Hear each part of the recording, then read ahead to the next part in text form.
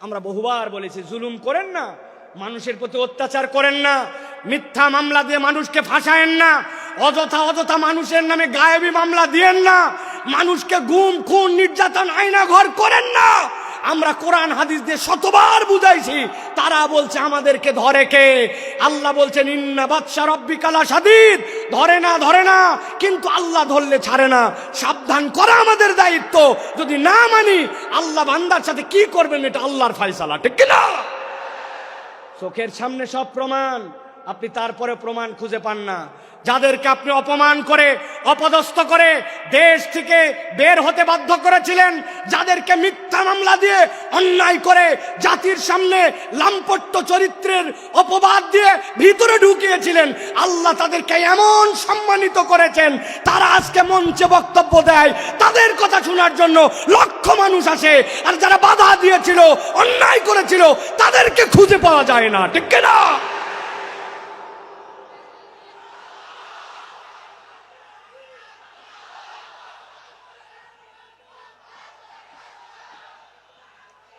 প্রিয় ভাইয়েরা, যুগে যুগে জালিমদের ব্যাপারে আল্লাহ রাব্বুল আলামিন একটা কথা বলেছেন, খবরদার তোমরা এটা মনে করো না আল্লাহ রাব্বুল আলামিন জালেমদের ব্যাপারে গাফেল। আল্লাহ জালেমদের ব্যাপারে গাফেল নন, আল্লাহ রাব্বুল আলামিন খবর রাখেন, কিন্তু আল্লাহ রাব্বুল আলামিন কিভাবে ধরবেন এটা তোমার হিসাবের মধ্যে কুলাবে না। আজকে আল্লামা মামুন আল হক আপনাদের সামনে কথা বলবেন, এই একটা মানুষকে নিয়ে যে পরিমাণ অপমান অপদস্থতা তারা দেখিয়েছে, একজন আলেমে দ্বীনের হাতের মধ্যে হাত করা লাগিয়েছে, পায়ের মধ্যে ডান্ডা বেরি লাগিয়েছে, মাথার মধ্যে বারবার বলেছেন আমাদের ভয় নাই, হেলমেটটা পরায়ও না, শুধু জাতির কাছে অপদস্থ করার জন্য মিথ্যা বুলেট প্রুফ জ্যাকেট, মিথ্যা মাথার মধ্যে হেলমেট, এইগুলো দিয়ে আলেমকে অপমানিত করতে চেয়েছে। আল্লাহ দেখাই দিয়েছেন অপমান যারা করেছিল আজকে তোমাদের পরিণতি কি। এই জন্য আমরা বলতে চাই, এখনো যারা আছেন, আগামীতেও যারা আসবেন, আপনারা যদি মনে করেন একদল গেছে আমরা সামনে বাপের বেটা, আপনাদেরকেও সতর্ক করতে চাই, আলেম ওলামা ইসলামপন্থী কোরআনওয়ালা তাদের সাথে বেয়াদবি করলে দুনিয়া আখিরাতে আল্লাহ তাদেরকে ছাড় দিবে না। সাবধান হয়ে চলবেন, সাবধান হয়ে চলবেন। এটা আমাদের কথা নয়, আল্লাহ রাব্বুল আলামিনের কথা। আল্লাহ রাব্বুল আলামিন বলছেন, ভালো করে জেনে রাখো দুনিয়ার মানুষ, ওয়ামা খলাকতুল জিন্না ওয়াল ইনসা ইল্লা লিয়াবুদুন, আমি জিন আর ইনসান এখানে কাউকে খাস আর আম করি নাই, গণভাবে তোমাদেরকে আল্লাহর ইবাদতের জন্য সৃষ্টি করেছি। অতএব তুমি যদি আল্লাহর আবদ হও, সেটা যেখানেই হোক না কেন, আল্লাহর উবুদিয়তের মধ্যে ঢুকতে পারলে নিষ্কৃতির পথ আছে, আল্লাহর উবুদিয়তের মধ্যে ঢুকতে না পারলে বাঁচার দ্বিতীয় কোনো রাস্তা নাই। আল্লাহ রাব্বুল আলামিন আমাদেরকে যেন এই কথাগুলি বোঝার তৌফিক দান করেন, বলেন আল্লাহুম্মা আমিন। প্রিয় ভাইরা, আমি মূল আলোচনার মধ্যে প্রবেশ করব, তবে তার আগে এতক্ষণ যেটি বললাম এটা আমার নিজস্ব চিন্তা চেতনায় আমি খেয়াল করে দেখেছি। আমাদের যে মাহফিলগুলো হয়, এই মাহফিলগুলোতে আমাদের যারা শ্রোতারা আসেন তারা একটু এলোমেলো বাউন্ডারিহীন আসেন। কি শুনলাম আর কি শুনবো, খানিকক্ষণ আসলাম, স্লোগান দিলাম, তকবির দিলাম, হই হই করলাম, চলে গেলাম। এই মাহফিল বড় মাহফিল, লোক দেখানোর মাহফিল করে লাভ নাই। এই জন্য আমি চিন্তা করি যেখানেই যাই আগে অন্তত একটু আইল দেই, আইল বাঁধা। আইল চেনেন আপনারা? ভাই আইল যদি না থাকে পানি বাঁধবে? কথা বললেন না, পানি বাঁধবে? আসলে আমাদের থেকে অনেক ডিস্টেন্স হয়ে গেছে আপনাদের, তাই না ভাই? একটু দূরে চলে গেছেন আপনারা। প্রিয় ভাইয়েরা, আল যদি না থাকে তাহলে পানি যেরকম বাঁধে না, তো আমাদের জীবনে আমি যে কথাটা শুনবো এই কথাটার আগে একটা আল লাগবে, যে আমি কেন এই কথাটা শুনতেছি, এই কথাটা আমার শোনা কেন জরুরি। আমি তো আল্লাহ রাব্বুল আলামিনের পূর্ণ ইতাআতে ঢুকতে চাই, কিন্তু আমার জীবন ভর এমন অপরাধ, এমন ভুলভ্রান্তি যে আমি কোনো লাইন খুঁজে পাই না, আমি কোন লাইনে যাব। তো ওই লাইনটা বোঝানোর আগে আমি একটু আইল দিলাম। এখন আপনাদের সহযোগিতা নিয়ে আমরা সরাসরি একটু তাফসীরের মধ্যে প্রবেশ করতে চাই। আপনারা প্রবেশ করতে চান? আছেন আপনারা ইনশাআল্লাহ? কারা কারা আছেন দুই হাত উঁচু করে একটু দেখান। কথা বলবেন না, কোনো কথা বলবেন না, চুপচাপ হাত নামান, হাত নামান, হাত নামান। হাত নামান। থামেন থামেন, তাকবীর দিয়েন না ভাই, কত সময় সংক্ষেপ, আপনাদের অনেক আবেগ আমরা জানি, তাকবীর দিয়েন না। একটু আপনাদের মোবাইলে লাইট আছে? আছে? একটু শার্ট করে 5 সেকেন্ড সময় দিলাম, জ্বলায় ফেলেন দেখি। হ্যাঁ, একটু জ্বলায় ফেলেন। যার যার মোবাইল আছে কথা বলবেন না, একটা কথা হবে না, একজনও না। জ্বলাইছেন? এবার হাতটা উঁচু করেন, 2 হাত 2 হাত। যারা জ্বলাতে পারে নাই শিখাই দেন কেমনে জ্বলাতে হয়। হাত উঁচু করেন, হাত উঁচু করছেন, শক্ত করেন, শক্ত, একটু শক্ত, একটু ডানে দিকে নড়া দেন, এবার একটু বামে দেন, এবার একটু সামনে দেন, একটু পিছনে দেন, এবার একটু পিছনে টানা দেন, টানা দেন। এবার হাতটা সোজা করেন, সোজা সোজা সোজা করেন। এবার হাতটা এরকম করে নড়াচড়া দেন, 2 দিকে নড়াচড়া দেন। এবার হাতটা সোজা করেন, স্ট্রেট, নো নড়চড়। গলাটা পরিষ্কার করেন, ভালো করে দিছেন। এবার আমরা আকাশ বাতাস মুখরিত করে আল্লাহর একটা তাকবীর দিয়ে আলোচনার মধ্যে প্রবেশ করতে চাই। যারা আসমান জমিন মুখরিত করে একটা তাকবীর দিতে পারবেন তারা বলেন আল্লাহুম্মা আমিন। এই স্বেচ্ছাসেবক ভাইরা, আপনারা দিবেন না তাকবীর? নাকি আপনারা ওয়াজের বাইরে? আপনারা তো ওয়াজের ভিতরে। হাত সোজা করেন। কারা কারা জ্বলাতে পারে নাই শিখাই দেন, হাত সোজা করেন। সোজা করছেন? আল্লাহুম্মা আমিন বলেন। এবার একটা আকাশ বাতাস মুখরিত করে তাকবীর দেখতে চাই। আমি আল্লাহু আকবার আসতে বলবো, লিল্লাহি তাকবীর, আপনারা জোরে করে আল্লাহু আকবার বলবেন, যাতে কোনো বিতাড়িত শয়তান এখানে থাকতে না পারে। পারবেন ইনশাআল্লাহ? দেখে এটা তাকবীর দেন, লিল্লাহি তাকবীর, লিল্লাহি তাকবীর। আল কোরআনের আলো, আল হাদিসের আলো, তোমার নেতা আমার নেতা, তোমার নেতা আমার নেতা। আলেম ওলামা যেখানে, আল্লাহর আইন যেখানে, লিল্লাহে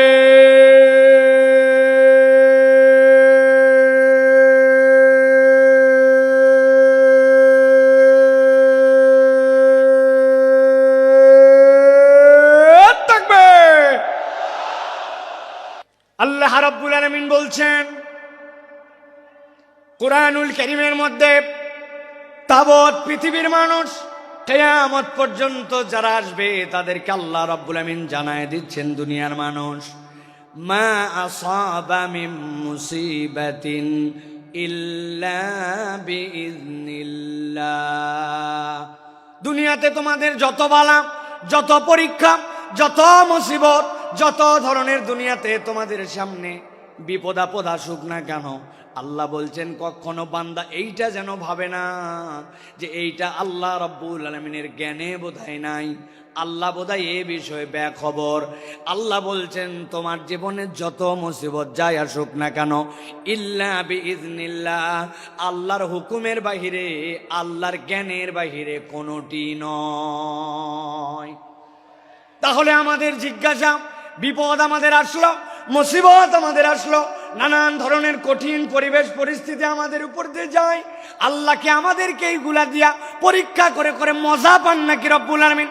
না না না, ঈমান এইটা নয়। আল্লাহ বলছেন মুসিবত তোমাদের যেরকমই হোক না কেন, আমি আল্লাহ তোমাদের জন্য জানাচ্ছি, ওয়া মান ইউমিন বিল্লাহ ইয়াহদি কলবাহু, কেউ যদি একবার তার রব হিসাবে আল্লাহ রাব্বুল আলামিনের প্রতি ঈমান আনতে পারে, আল্লাহর প্রতি বিশ্বাস করতে পারে, আল্লাহকে রব হিসাবে মেনে নিতে পারে, আর অন্তর থেকে এইটার রিফ্লেকশন যদি তার চলে আসে, আল্লাহ বলছেন ইয়াহদি কলবাহু, আল্লাহ ওই বান্দার জন্য হেদায়েতের ব্যবস্থা করে দেন।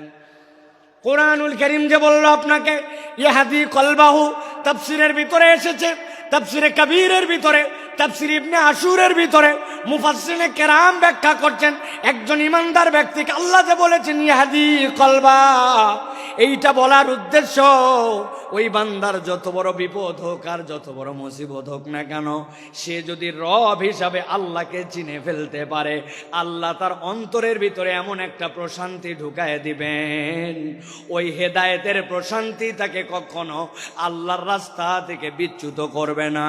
পরীক্ষা যতই আসুক, ওই বান্দার অন্তরটা আল্লাহর উপরে স্টেবল থাকবে। সুবহানাল্লাহ।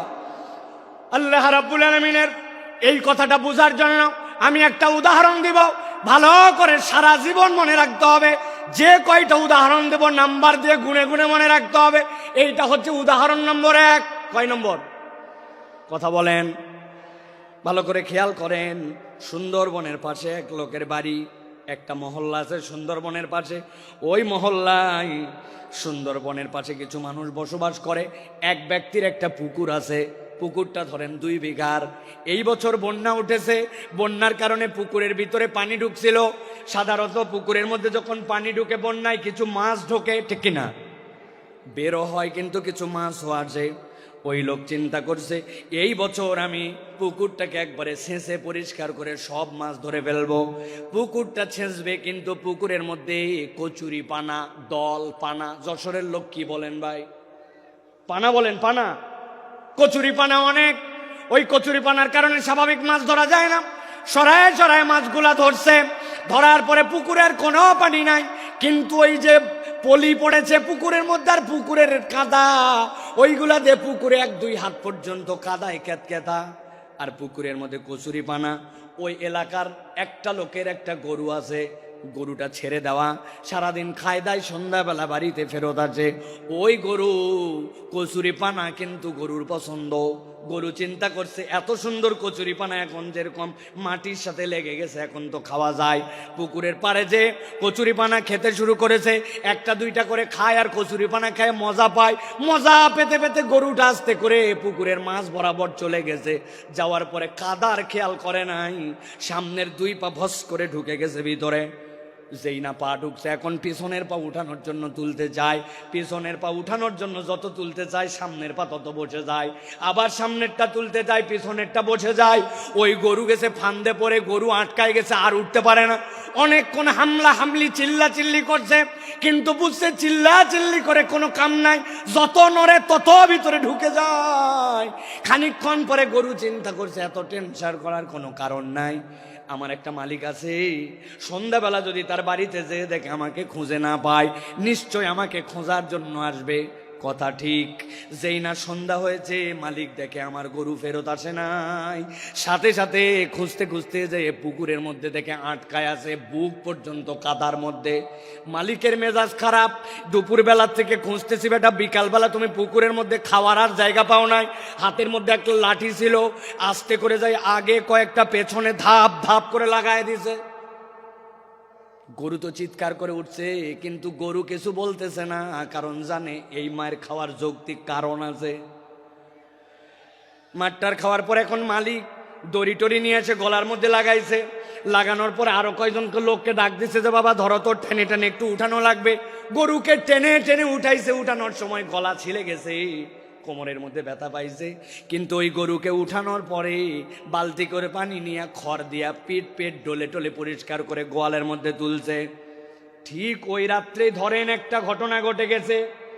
একটা বাঘ সুন্দরবন ছেড়ে মহল্লার মধ্যে আসছে, একটা হরিণ তারা করে ধরবে।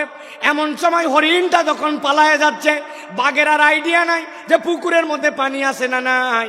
লাফ দিছে একটা লম্বা করে, কিন্তু পুকুর পার হতে পারে নাই, মধ্যে বরাবর পড়ছে। ও তো মনে করছে হয়তো পানি আছে, যেহেতু পুকুর ভর্তি কচুরি পানা। ধাপ করে পুকুরের মধ্যে যেই না পড়ছে, 2 হাত 2.5 হাত কাদা, ক্যাত ক্যাত করে কাদার মধ্যে আটকায় গেছে। বাঘের শক্তি অনেক, কিন্তু যতই ওঠার চেষ্টা করছে 10-15 মিনিট উঠতে পারে না। কাদার ঠেলায় ক্যাত ক্যাতায় বুক পর্যন্ত আটকায়, এক পর্যায়ে শক্তি নিঃশেষ। বুক পর্যন্ত আটকায় সারা রাত।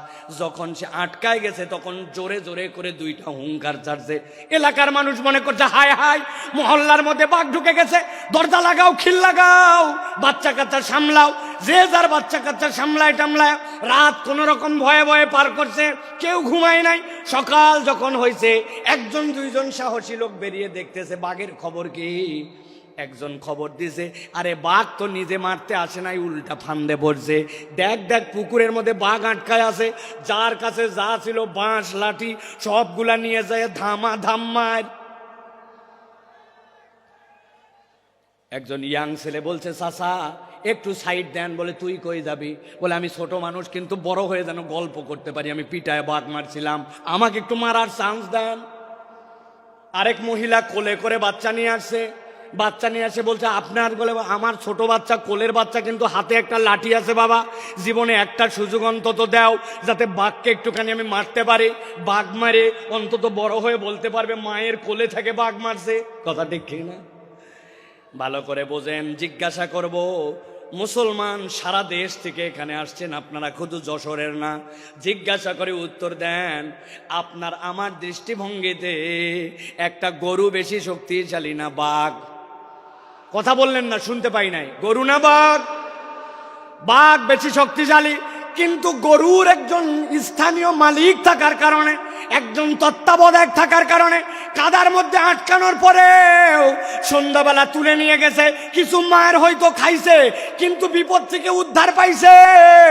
কিন্তু বাঘের স্থানীয় মালিক না থাকার কারণে যতই শক্তি থাক, আটকাইছে তো আটকাইছে, উল্টা বাঁশ জলা খায় মরা লাগছে। ঠিক না?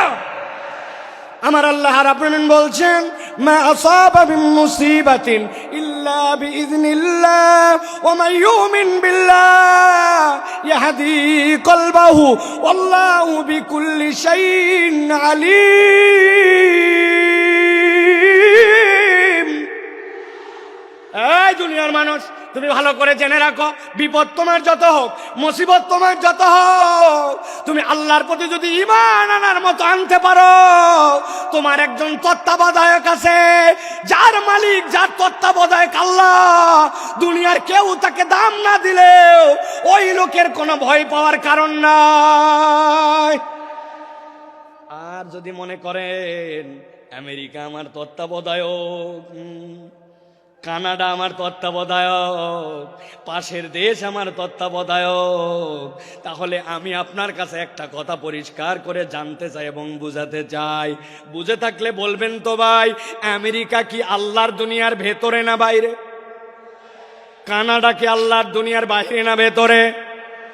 পাশের দেশটা কি আল্লাহর দুনিয়ার ভেতরে না বাইরে? তাহলে আপনি বাংলাদেশ থেকে টপকায়া দেশের বাইরে যায় কেমনে ভাবতেছেন আল্লাহর দুনিয়ার বাইরে? ধরে না, ধরে না, ধরে না, ধরলে আল্লাহ ছাড়ে না। কেবল তো খেলা শুরু, ঠিক কি না? আপনারা ফুটবল খেলছেন না? ফুটবল খেলা কেমনে হয় দেখছেন আপনারা? সেন্টার থেকে খেলা শুরু। কোথা থেকে? সেন্টার থেকে খেলা শুরু হয়, এই পা ওই পা, এই পা ওই পা করতে করতে আস্তে করে বল যখন ডি বক্সের মধ্যে যায়, তারপরে চূড়ান্ত শট করে গোল দেওয়া হয়, ঠিক না? যারা তওবা না করে আল্লাহর কাছে ফেরত আসবে না, আর মনে করবে যে আমি অল্প একটু আয়ত্তের বাহিরে চলে গেলাম, গ্রেপ্তারের বাহিরে চলে গেলাম, দেশের বাহিরে চলে গেলাম আর বেঁচে গেলাম, আপনি আসলে বাঁচেন নাই। এখন পর্যন্ত আসল ধরাটাই খান না। ভালো করে কথা বোঝেন, ঠান্ডা মাথায় কথাগুলো বোঝেন। সময় বড় সংক্ষেপ, কিন্তু কথাগুলো অত্যন্ত আপনাদের হৃদয়ের মধ্যে নিয়ে যাওয়ার। এখন কথা হলো বিপদ আল্লাহ রাব্বুল আমিনের নলেজের মধ্যে। আল্লাহ রাব্বুল আমিন ইমানদারকে উদ্ধারও করে দিতে চান। আল্লাহ রাব্বুল আমিন ওই বান্দার সকল বিষয় খবর রাখেন। এ বিষয় কি আমরা একমত? ঠিক আছে। এবার আল্লাহ বলছেন, আমার বান্দা, তোমাকে আমি বিপদ থেকে বাঁচায় দিতে চাই, তোমাকে আমি উদ্ধার করে দিতে চাই। আমি রব্বুল আমিন তোমাকে কল্যাণের রাস্তা দেখাতে চাই।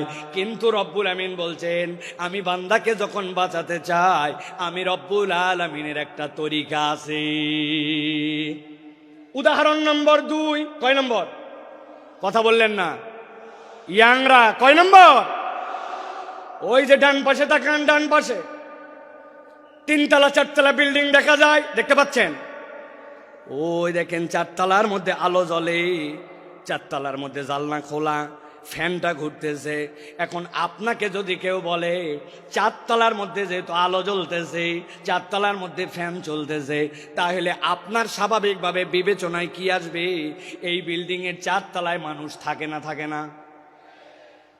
মানুষ থাকে, কিন্তু আপনার এলাকার এক ছেলে বলতেছে যতই মানুষ থাক, যাই থাক না কেন, আমি শিওর এইটাতে ওঠার জন্য কোনো সিঁড়ি নাই, এইটাতে ওঠার জন্য কোনো লিফট নাই, এইটাতে ওঠার জন্য কোনো মই নাই, যতই মানুষ থাক।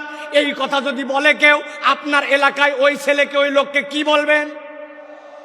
কেন? ওই লোকের পাগল। তো পাগল বলবেন কেন? বলবেন স্ক্রু ঢিল, ঠিক কিনা? আন্দাজি হুজুর যা বলে তার সাথে হো বলেন না। মানুষের স্ক্রু থাকে নাকি?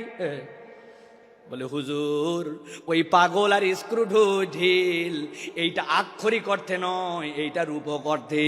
ওই লোকটার ব্রেনে অসুবিধা আছে, তাছাড়া চারতলায় মানুষ থাকে আর সিঁড়িও নাই, লিফটও নাই, এইটা হতে পারে না, ঠিক কিনা? আমার আল্লাহ রাব্বুল আলামিন বলছেন বিপদ আছে, বালা মুসিবত আছে, সব আছে, কিন্তু আমি রব্বুল আমিন তোমাকে উদ্ধার করতে চাই। গভীর মনোযোগ দেন। আল্লাহ সিঁড়ি বর্ণনা করতেছেন, এবার কিভাবে তুমি উদ্ধার পাবে।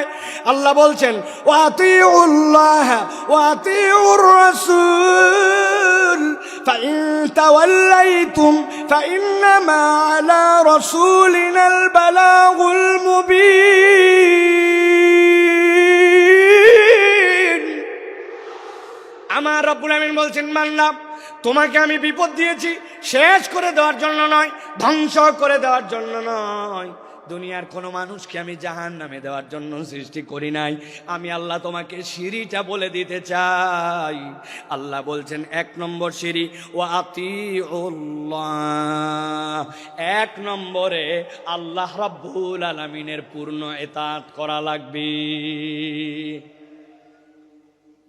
আমি আপনাদের কাছে জিজ্ঞাসা করতে চাই, অত জোরে না বললেও সমস্যা নাই, কিন্তু বুঝে সুঝে বলবেন। আল্লাহ রাব্বুল আলামিনের যে ইতাআত করা লাগবে, এ বিষয়ে কি আমাদের কোনো সন্দেহ আছে? কিন্তু আমরা কি আল্লাহ রাব্বুল আলামিনের পূর্ণ ইতাআত করি? আমরা পূর্ণ ইতাআত করি না। এই মাহফিল এরকম নয় আমি খালি একচেটিয়া বলে যাব আর আপনি খালি শুনে যাবেন আর হো হো করে যাবেন। আমি আপনার চিন্তার খোরাক দিতে চাই। একটুখানি ঠান্ডা মাথায় এবার চিন্তা ভাবনা করেন তো। আমি 5-7 সেকেন্ড আপনাকে সময় দিব। আমি আল্লাহর ইতাআত করতে হবে জানি, কিন্তু পূর্ণ ইতাআত করি না। বলেন তো আমাদের পূর্ণ ইতাআত না করার পেছনের কারণ কি হতে পারে? ভাবেন, চিন্তা করেন। আপনি একটু 5-7 সেকেন্ড মনে মনে একটা কিছু চিন্তা করেন। আপনাদের এক একজনের এক এক ধরনের প্রশ্ন, আপনাদের চিন্তার উদয় হয়েছে কিনা ভাই? আমি আপনার কাছে একটা সামারি করি, দেখেন তো আমার চিন্তার সাথে আপনার চিন্তার সাথে সমন্বয় হয় কিনা। আল্লাহর ইতাআত করতে হবে, কিন্তু পূর্ণ ইতাআত করি না। আমি আমার ক্ষুদ্র দৃষ্টিভঙ্গিতে দেখেছি এর অন্যতম কারণ হচ্ছে আমরা আল্লাহ রাব্বুল আলামিন যে আমাদের জন্য রাজ্জাক আর রব, আল্লাহর রাজ্জাক আর রুবুবিয়্যাতের মূল পরিচয় আমরা ওয়াকিফাল নয়, ঠিক কিনা? আপনি বলবেন হুজুর আমি আমার রাজ্জাক রবকে চিনি। কেমনে চিনেন? আমার বাড়িতে খাবার অভাব নাই, আমার বাড়িতে বাজার হাট নিয়ে চিন্তা নাই। আল্লাহ আমাকে আলহামদুলিল্লাহ যথেষ্ট খাবার, যথেষ্ট আমার বাজার, যথেষ্ট চাল ডাল আমাকে দিয়েছে। আপনি যদি মনে করেন আল্লাহ আপনাকে চাল ডাল আর খাদ্য এইটা দিয়ে একমাত্র আপনার জন্য রাজ্জাক, আপনি তাহলে আল্লাহর রাজ্জাক নামের 1% কেবল চিনছেন, বাকিটুকু আপনি চিনেন নাই। আল্লাহ নিজের পরিচয় দিয়েছেন, ইন্নাল্লাহ হুয়ার রাজ্জাকু যুল কুওয়াতিল মাতিন।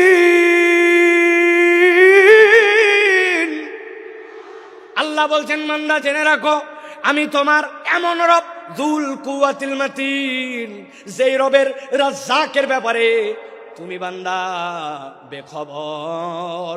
আমি আপনার কাছে একটু বুঝাতে চাই যে রাজ্জাকের, আল্লাহর এই রাজ্জাকের বোধ আমার মধ্যে আসলে আমি কিভাবে আল্লাহকে মেনে নিতাম। একটু ঠান্ডা মাথায় আপনাদের কাছে জিজ্ঞাসা করব, আপনারা বুঝে সুঝে উত্তর দিবেন। আপনাদের বাড়িতে বাথরুমে আপনারা স্যান্ডেল ব্যবহার করেন? কথা বলেন। বাথরুমের টয়লেটে স্যান্ডেল ব্যবহার করেন? আমরা তো অন্তত বাঙালিরা আলহামদুলিল্লাহ দিকে আগায়া পার্শ্ববর্তী দেশের কথা বাদ দিলাম, ওরা এখন পর্যন্ত তো খালি টয়লেটে বাথরুম করুন বাথরুম করুন এই বিজ্ঞাপনই শেষ করতে পারে নাই, ওরা এখনো তো সভ্যই হতে পারে নাই। কিসের আন্দাজি ফাপড় দালালি করো, তোমরা এখনো জায়গা মতো বাথরুম করতে শিখো নাই। মুখ ঢাকায় বসে থাকে, পিছনে সবাই দেখে, মনে করে আমি দেখতেছি না মানে কেউ দেখতেছে না। ভালো করে বোঝেন, আপনার আমার টয়লেটের মধ্যে বাথরুমের মধ্যে স্যান্ডেল আছে, আছে না? বলবেন হুজুর বাথরুমের টয়লেটের স্যান্ডেলের সাথে আবার রাজ্জাক কেমনে বুঝলেন? ভালো করে খেয়াল করেন, আপনাকে বলছে আপনার স্ত্রী, আপনার মা, বাবারে তোর আব্বা বাথরুমে গেছিল, পা পিছলায় গেছে। কেন পা পিছলালো মা? জুতার তলাটা ক্ষয়ে গেছে রে বাপ, নতুন একটা স্পঞ্জ স্যান্ডেল নিয়ে আসিস তো, কেননা জুতা দেখতেছি নিচে পিছলা হয়ে গেছে। আপনার আমার এরকম হয় কি না? আপনার আমার জুতার তলা পিছলা হয়। কতটুকু আপনি বাথরুমে স্যান্ডেল ব্যবহার করেন একবার খেয়াল করে দেখেন। ঢুকলেন একটু, পড়লেন একটু, বেরোলেন, কিন্তু ওই জুতার তলা খোয়ায় যায়, 6 মাস টিকে না। কিন্তু আপনি আমি দুনিয়ার বুকে এত চলাফেরা করলাম, কত ফুটবল খেললাম, কত ধান লাগালাম, কত মাটির মধ্যে দিয়ে হাঁটা চলা করলাম, বয়স বাড়তে বাড়তে 20, 30, 40, 50 বছর হয়ে গেল। আপনি একবার ভাবলেন না আপনার পায়ের তলার জুতার তলা ক্ষয়ে যায়, কিন্তু আপনার পাও তো ক্ষয়ে যেতে পারত। বান্দার পায়ের তলা যদি খোয়াইতো তাহলে যশোর অঞ্চলে যেগুলার বয়স 60-70 বছর, রাস্তায় খালি কাল্লাগুলা ঘোরাফেরা করার কথা। কিন্তু রব্বুল আলামিন আপনাকে রিজিক দিলেন, এইটা আপনার রিজিক যে আপনার পায়ের তলা খোয়ায় না। 19 বছর হলেই চুল রাখছি মাথায়, সুন্নত, কিন্তু এই চুল বড় হওয়ার পরে কাটছি কত শতবার, হিসাব নাই। কিন্তু আপনি কল্পনা করছেন মাথার চুল কত কাটলেন, কিন্তু ভুরুর চুল কতবার কাটা লাগছে? না, আপনার ভুরুর চুল কাটা লাগে নাই, মাথার চুল কাটা লাগছে। যেখানে যা করা লাগবে রব্বুল আমিন এইগুলা সমন্বয় করে আপনার জন্য দিলেন। আঙ্গুল, এই নখগুলো আপনি কত কাটলেন, বুধবার, বৃহস্পতিবার, শুক্রবারে আসার আগে, আপনি জুমাবারে আসার আগে নেলগুলা কেটে ফেলেন, নখগুলা বাড়লো। কিন্তু ওই 2 বছর বয়সে আপনার দাঁত উঠে গেছে। অনেক বাচ্চা কাচ্চার 13-14 মাসেও দাঁত উঠে যায়। ওই দাঁত উঠার পরে এই যে আমার দাঁত এই পর্যন্ত এসে দাঁড়ায় গেল, 70 বছর দাঁত আর বাড়লো না, কিন্তু নখ বেড়ে গেল। কে আপনার এইটা নিয়ন্ত্রণ করে? আল্লাহ বলছেন তুমি চিনতে পারো নাই, তোমার রব যিনি রাজ্জাক তিনি এইগুলা তোমার জন্য নিয়ন্ত্রণ করে। ভালো করে বোঝেন, আল্লাহ বলছেন আতিউল্লাহ, আল্লাহকে ইতাআত করো। আর আপনি আল্লাহ রাব্বুল আলামিনের কোন নিয়ামত খুঁজে পান না। আপনি কখনো কল্পনা করেন নাই যে দুনিয়ার মানুষ যা কিছু করে অবচেতন মনে বেশি করে? বুঝাতে পারি নাই? মানুষ চেতন মনে নয়, অবচেতন মনে বেশি কাজ করে। বলবেন হুজুর কেমনে? ভালো করে খেয়াল করেন।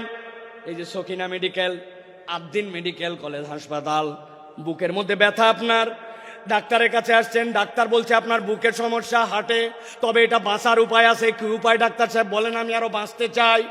পরামর্শ দিছে, কোনো টেনশন নাই, তবে একটা সাবধানতা অবলম্বন করতে হবে। 1 মিনিটে আপনাকে শ্বাস নিতে হবে 20 বার। যদি 21 বার নেন ঝামেলা আছে, আর যদি 19 বার নেন ঝামেলা আছে। এখন আপনি বাড়িতে আসছেন প্রেসক্রিপশন নিয়ে, এরপরে আপনি এখন হাতে সব সময় শুধু ঘড়ি, কারণ আপনাকে 1 মিনিটে কয়বার শ্বাস নিতে বলছে? 20 বার। 21 বার নিলেও ঝামেলা, 19 বার নিলেও ঝামেলা। ওই লোক এখন নিঃশ্বাস নাই, 1, 2, 3, 4, 5, 6, 8, 9, 10, সারাদিন খালি গুনে আর নিঃশ্বাস নেয়। 1-1.5 ঘন্টার বেশি এই গুনার হিসাব মিলাতে পারবেন না। আপনি যদি গুনে গুনে নিঃশ্বাস নেওয়া লাগতো, দুনিয়ার বুকে 2 ঘন্টাও টিকে থাকা সম্ভব নয়। এইগুলো অবচেতন ভাবে রব্বুল আলামিন সব নিয়ন্ত্রণ করেন। যিনি নিয়ন্ত্রণ করেন তিনি রব, তিনি আপনাকে আমাকে এই রিজিক দিয়া রাখছেন, ঠিক না? যশোর অঞ্চলে পিঠার অঞ্চল, ঠিক না ভাই? পিঠাপুলি জামাইরে খাওয়ান তো আপনারা, না খাওয়ান না? বাদ দিছেন না? এখনো খাওয়ান, জামাইরে খাওয়াই। খেজুরের রসের অঞ্চল, অদ্ভুত আল্লাহ নিয়ামত দিয়েছেন। এই নিয়ামতকে রব্বুল আলামিন ভরপুর করে দিয়েছেন। এক জামাই আপনার এলাকায় আসছে, সকালবেলা শাশুড়ি পিঠা খাইতে দিছে। উনি বলছে আম্মা আমার পিঠা কোথায় দেন? বলছে জামাই চোখ খোল। বলছে আম্মার দুঃখের কথা বলেন না, গতকালকে তাড়াহুড়া করে আসছি, আসার সময় চোখের চার্জার আনতে ভুলে গেছি। কি আপনার চোখ যদি চার্জার দিয়ে চার্জ দেওয়া লাগতো, আপনার মোবাইল একদিন গেলে বন্ধ হয়ে যায়, অথচ সারাদিনে 22,000 বার চোখের পলক ফেলছেন। একটা পলকের ডিউরেশন সর্বোচ্চটা 24 সেকেন্ড হতে পারে, যেটাকে পলক হিসাবে কাউন্ট করা হয় সময়ের ক্ষেত্রে। কিন্তু আপনি 22,000 বার চোখের পলক ফেলেছেন, কোনোদিন হিসাব করেন নাই যিনি এইটা অকৃত্রিমভাবে খরায় যাচ্ছেন তিনি আপনার আমার রব রাজ্জাক। সুবহানাল্লাহ বলেন। 4টা জিনিস জিজ্ঞাসা করব, উত্তর দিতে হবে আপনাদেরকে। রেডি আছেন সবাই? রেডি? বলেন তো ভাই, ঝালের স্বাদ কেমন? ঝাল ঝাল। কাঁচা মরিচের স্বাদ কেমন? লবণ। বললেন না? রসগোল্লা, করল্লা। এখানে ডাক্তার সাহেব মহিউদ্দিন ভাই আছে না? অনেক ডাক্তার আছে না? তাদের কাছে যে শুনবেন, আপনি ঝাল খান, লবণ খান, যাই খান, তিতা খান, মিষ্টি খান, পেটের মধ্যে যেই না দিয়েছেন, সাথে সাথে আপনার কতকগুলা টক্সিন আসবে। আসার পরে ওইগুলো এটাকে মন্ডু বানাবে। মন্ডু বানানোর পরে ওইটাকে পেটের মধ্যে দিয়ে চিপে চিপে চিপে চিপে আস্তে করে যাবে। ওই রসগুলা যেই না বের হবে, ওইগুলা গ্লুকোজ হবে, ওইগুলা সব চিনিতে রূপান্তর হয়ে যাবে। যেই না আপনার পেটের মধ্যে চিনি হয়ে গেল, এরপরে আপনার চোখের জন্য যেইটা লাগবে, আপনার হার্টের জন্য যেইটা লাগবে, কিডনির জন্য যেইটা লাগবে, আপনার অঙ্গ প্রত্যঙ্গের জন্য যেখানে যেইটা লাগবে সেইটা অটোমেটিক সার্কুলেট হয়। আপনি বলতেছেন এইটা আবার এমন কি? আমি অনেক সময় মজা করে বলি, এখানে আমার অনেক বাইকার বন্ধু আছে যারা মোটর সাইকেল চালায়, আছে কিনা? হঠাৎ করে দেখে মোটর সাইকেল বন্ধ হয়ে গেছে, এদিকে কাট ওদিকে কাট, ঝুঁকা ঝুঁকি, দেখে নাই কি নাই। কথা বললেন না? অকটেন নাই, পেট্রোল নাই, ঠিক না? চিন্তা করছে অকটেন নাই, পেট্রোল নাই, তাই কি অনেকক্ষণ ধরে আমার সেই রকম প্রস্রাব চাপছে, আমার নিজের ভিতরে যথেষ্ট পরিমাণে এখন পানি আছে, উনি আস্তে করে ট্যাঙ্কি খুলে ভিতরে ঢুকায় দিয়ে কাম ছাড়ছে। বলেন তো ভাই, নিজের প্রস্রাব দিয়া মোটরসাইকেল চলবে তো? ও ভাই বুঝেন না মনে হয়, চলবে না। কেন চলবে না? আমার মোটরসাইকেল, আমার প্রস্রাব চলবি না মানে? বলে হুজুর, মোটরসাইকেল চলার জন্য আলাদা করে পেট্রোল লাগে, ব্রেক করার জন্য ব্রেক অয়েল লাগে, ইঞ্জিনের জন্য ইঞ্জিন অয়েল লাগে। এক জিনিসের কত ফাংশন আলাদা আলাদা করে আপনাকে দিতে হয়। আর আপনি খেয়ে নিচ্ছেন, আপনার বডিটাকে চলানোর জন্য আপনাকে টেনশন করতে হয় না, সবগুলোকে প্রক্রিয়া করে রব্বুল আলামিন চলান। আল্লাহ বলছেন, বান্দা যদি একবার বুঝতো যার নির্দেশে আর যার পথ নির্দেশে তার শরীরটা চলে, তাইলে এই কৃতজ্ঞতা যদি তার মধ্যে ঢুকে যেত, ওই বান্দা কখনো আল্লাহর ইতাআতকে ছাড়তে পারে না, ঠিক না?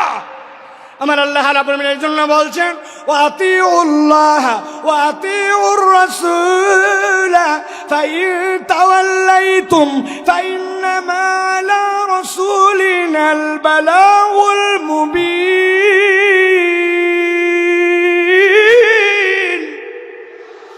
এই দুনিয়ার মানুষ, তোমাকে আমি ধ্বংস করে দেওয়ার জন্য সৃষ্টি করি নাই, আমি তোমাকে নিষ্কৃতি দেওয়ার জন্য সৃষ্টি করেছি। তবে আমি তোমার জন্য সিঁড়ি বলে দিচ্ছি। 1 নম্বর সিঁড়ি হচ্ছে আতিউল্লাহ, আল্লাহর ইতাআত তোমার জীবনে লাগবে। আর আল্লাহর অনুসরণ করার পরে আল্লাহর অনুসরণটা আমার নবীর তরিকায় হওয়া লাগবে।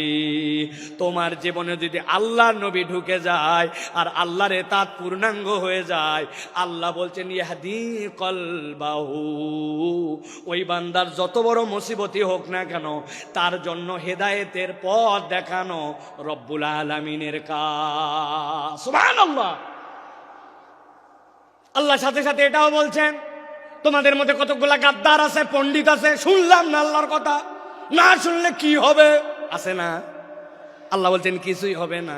ফাইন তাওয়াল্লাইতুম ফাইন্নামা আলা রাসূলিনাল বালাগুল মুবিন। আমি আল্লাহ জানায় রাখলাম, তুমি যদি মুখ ফিরায় নাও, নবী আর নবীওয়ালা কাজ যারা করে তাদের দায়িত্ব হচ্ছে বার্তাটা পৌঁছায় দেওয়া। দারোগাগিরি করার জন্য নবী আর নবীর ওয়ারিসদেরকে দায়িত্ব দেওয়া হয় নাই। আমাদের দায়িত্ব পৌঁছায় দেওয়া। শুনলে তোমার ভালো, না শুনলে তোমার বিপদ, ঠিক না?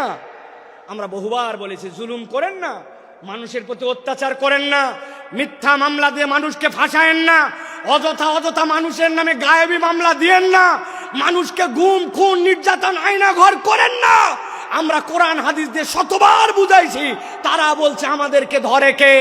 আল্লাহ বলছেন ইন্না বাতশা রাব্বিকা লাশাদীদ, ধরে না, কিন্তু আল্লাহ ধরলে ছাড়ে না। সাবধান করা আমাদের দায়িত্ব। যদি না মানি আল্লাহ বান্দার সাথে কি করবেন এটা আল্লাহর ফয়সালা, ঠিক কি না? চোখের সামনে সব প্রমাণ, আপনি তারপরে প্রমাণ খুঁজে পান না। যাদেরকে আপনি অপমান করে অপদস্থ করে দেশ থেকে বের হতে বাধ্য করেছিলেন, যাদেরকে মিথ্যা মামলা দিয়ে অন্যায় করে জাতির সামনে লাম্পট্য চরিত্রের অপবাদ দিয়ে ভিতরে ঢুকিয়েছিলেন, আল্লাহ তাদেরকে এমন সম্মানিত করেছেন, তারা আজকে মঞ্চে বক্তব্য দেয়, তাদের কথা শোনার জন্য লক্ষ মানুষ আসে। আর যারা বাধা দিয়েছিল, অন্যায় করেছিল, তাদেরকে খুঁজে পাওয়া যায় না, ঠিক না?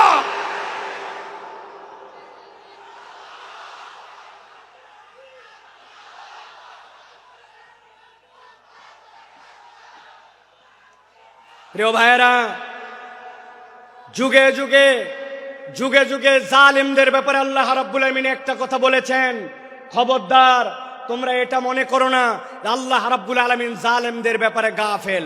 আল্লাহ জালেমদের ব্যাপারে গাফেল নন, আল্লাহ রাব্বুল আলামিন খবর রাখেন। কিন্তু আল্লাহ রাব্বুল আলামিন কিভাবে ধরবেন এটা তোমার হিসাবের মধ্যে কুলাবে না। আজকে আল্লামা মামুনুল হক আপনাদের সামনে কথা বলবেন। এই একটা মানুষকে নিয়ে যে পরিমাণ অপমান অপদস্থতা তারা দেখিয়েছে, একজন আলেমে দ্বীনের হাতের মধ্যে হাত করা লাগিয়েছে, পায়ের মধ্যে ডান্ডা বেরি লাগিয়েছে, মাথার মধ্যে বারবার বলেছেন আমাদের ভয় নাই, হেলমেটটা পরায়ও না, শুধু জাতির কাছে অপদস্থ করার জন্য মিথ্যা বুলেট প্রুফ জ্যাকেট, মিথ্যা মাথার মধ্যে হেলমেট, এইগুলো দিয়ে আলেমকে অপমানিত করতে চেয়েছে। আল্লাহ দেখাই দিয়েছেন অপমান যারা করেছিলে আজকে তোমাদের পরিণতি কি। এই জন্য আমরা বলতে চাই, এখনো যারা আছেন, আগামীতেও যারা আসবেন, আপনারা যদি মনে করেন একদল গেছে আমরা সামনে বাপের বেটা, আপনাদেরকেও সতর্ক করতে চাই, আলেম ওলামা ইসলামপন্থী কোরআনওয়ালা তাদের সাথে বেয়াদবি করলে দুনিয়া আখিরাতে আল্লাহ তাদেরকে ছাড় দিবে না। সাবধান হয়ে চলবেন, সাবধান হয়ে চলবেন। এটা আমাদের কথা নয়, আল্লাহ রাব্বুল আলামিনের কথা। আল্লাহ রাব্বুল আলামিন বলছেন, ভালো করে জেনে রাখো দুনিয়ার মানুষ, ওয়ামা খলাকতুল জিন্না ওয়াল ইনসা ইল্লা লিয়াবুদুন, আমি জিন আর ইনসান এখানে কাউকে খাস আর আম করি নাই, গণভাবে তোমাদেরকে আল্লাহর ইবাদতের জন্য সৃষ্টি করেছি। অতএব তুমি যদি আল্লাহর আব্দ হও, সেটা যেখানেই হোক না কেন, আল্লাহর উবুদিয়্যাতের মধ্যে ঢুকতে পারলে নিষ্কৃতির পথ আছে। আল্লাহর উবুদিয়্যাতের মধ্যে ঢুকতে না পারলে বাঁচার দ্বিতীয় কোনো রাস্তা নাই। আল্লাহ রাব্বুল আলামিন আমাদেরকে যেন এই কথাগুলি বোঝার তৌফিক দান করেন, বলেন আল্লাহুম্মা আমিন। প্রিয় ভাইয়েরা, আমি মূল আলোচনার মধ্যে প্রবেশ করব, তবে তার আগে এতক্ষণ যেটি বললাম এটা আমার নিজস্ব চিন্তা চেতনায় আমি খেয়াল করে দেখেছি। আমাদের যে মাহফিলগুলো হয়, এই মাহফিলগুলোতে আমাদের যারা শ্রোতারা আসেন তারা একটু এলোমেলো বাউন্ডারিহীন আসেন। কি শুনলাম আর কি শুনবো, খানিকক্ষণ আসলাম, স্লোগান দিলাম, তকবির দিলাম, হই হই করলাম, চলে গেলাম। এই মাহফিল বড় মাহফিল, লোক দেখানোর মাহফিল করে লাভ নাই। এই জন্য আমি চিন্তা করি যেখানেই যাই আগে অন্তত একটু আল দেই, আল বাঁধা। আল চেনেন আপনারা? ভাই আল যদি না থাকে পানি বাঁধবে? কথা বললেন না, পানি বাঁধবে? আসলে আমাদের থেকে অনেক ডিস্টেন্স হয়ে গেছে আপনাদের, তাই না ভাই? একটু দূরে চলে গেছেন আপনারা। প্রিয় ভাইয়েরা, আল যদি না থাকে তাহলে পানি যেরকম বাঁধে না, তো আমাদের জীবনে আমি যে কথাটা শুনবো এই কথাটার আগে একটা আল লাগবে, যে আমি কেন এই কথাটা শুনতেছি, এই কথাটা আমার শোনা কেন জরুরি। আমি তো আল্লাহ রাব্বুল আলামিনের পূর্ণ ইতাআতে ঢুকতে চাই, কিন্তু আমার জীবন ভর এমন অপরাধ, এমন ভুলভ্রান্তি যে আমি কোনো লাইন খুঁজে পাই না, আমি কোন লাইনে যাব। তো ওই লাইনটা বোঝানোর আগে আমি একটু আল দিলাম। এখন আপনাদের সহযোগিতা নিয়ে আমরা সরাসরি একটু তাফসীরের মধ্যে প্রবেশ করতে চাই। আপনারা প্রবেশ করতে চান? আছেন আপনারা ইনশাআল্লাহ? কারা কারা আছেন দুই হাত উঁচু করে একটু দেখান। কথা বলবেন না, কোনো কথা বলবেন না, চুপচাপ হাত নামান, হাত নামান, হাত নামান, হাত নামান। থামেন থামেন, তাকবীর দিয়েন না ভাই, কত সময় সংক্ষেপ, আপনাদের অনেক আবেগ আমরা জানি, তাকবীর দিয়েন না। একটু আপনাদের মোবাইলের লাইট আছে? আছে? একটু শাট করে 5 সেকেন্ড সময় দিলাম, জ্বলায় ফেলেন দেখি। হ্যাঁ, একটু জ্বলায় ফেলেন। যার যার মোবাইল আছে কথা বলবেন না, একটা কথা হবে না, একজনও না। জ্বলাইছেন? এবার হাতটা উঁচু করেন, 2 হাত 2 হাত। যারা জ্বলাতে পারে নাই শিখাই দেন কেমনে জ্বলাতে হয়। হাত উঁচু করেন, হাত উঁচু করছেন, শক্ত করেন, শক্ত, একটু শক্ত, একটু ডানের দিকে নড়া দেন, এবার একটু বামে দেন, এবার একটু সামনে দেন, একটু পিছনে দেন, এবার একটু পিছনে টানা দেন, টানা দেন। এবার হাতটা সোজা করেন, সোজা সোজা সোজা করেন। এবার হাতটা এরকম করে নড়াচড়া দেন, 2 দিকে নড়াচড়া দেন।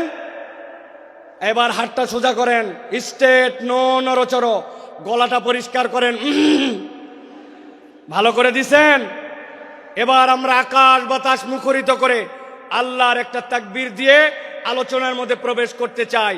যারা আসমান জমিন মুখরিত করে একটা তাকবীর দিতে পারবেন তারা বলেন আল্লাহুম্মা আমিন। এই স্বেচ্ছাসেবক ভাইরা, আপনারা দিবেন না তাকবীর?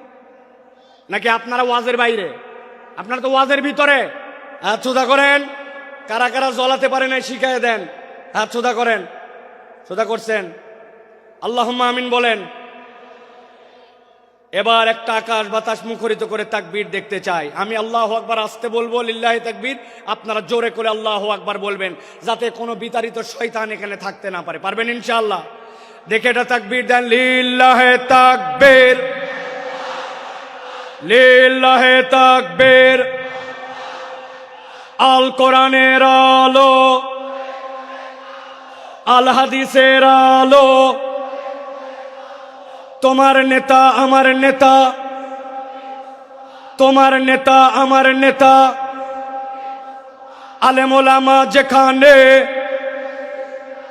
আল্লাহর আইন যেখানে, লিল্লাহে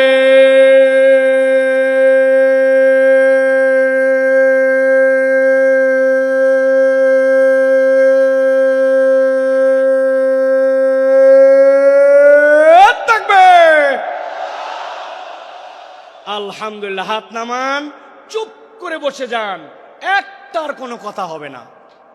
এখন আমরা বিতাড়িত শয়তান থেকে আশ্রয় প্রার্থনা করে সরাসরি কোরআনুল কারীমের মধ্যে প্রবেশ করব।